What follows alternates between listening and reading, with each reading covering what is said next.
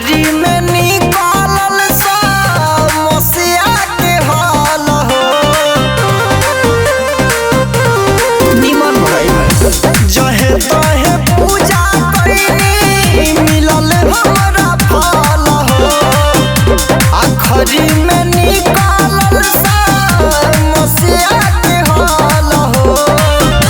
पेन्ही के छगल छलकत चलेली पतरे में हरिया के पतरे कमरिया लचकत चलेली।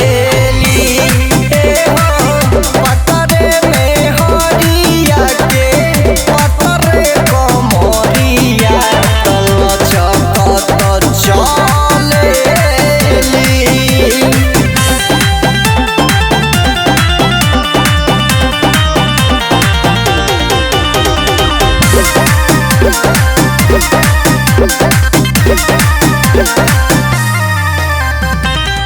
साफा में हरिया मिला हमरा के गाय हो।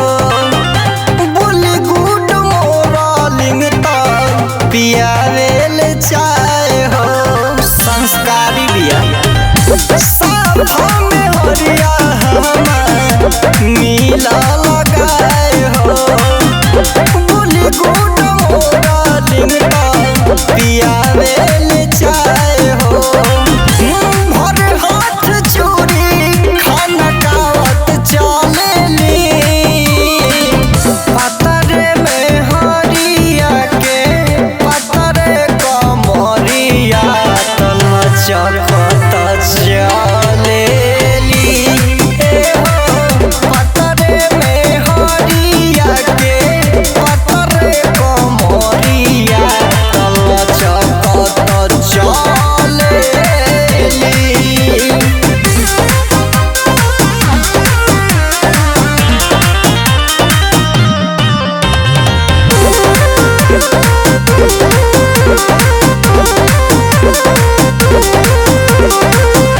बड़ी किस्मत से ऐसा मिलल में हार।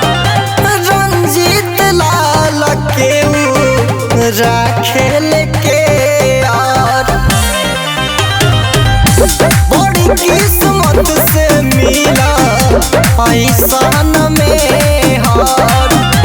रंजीत लाल के राखेल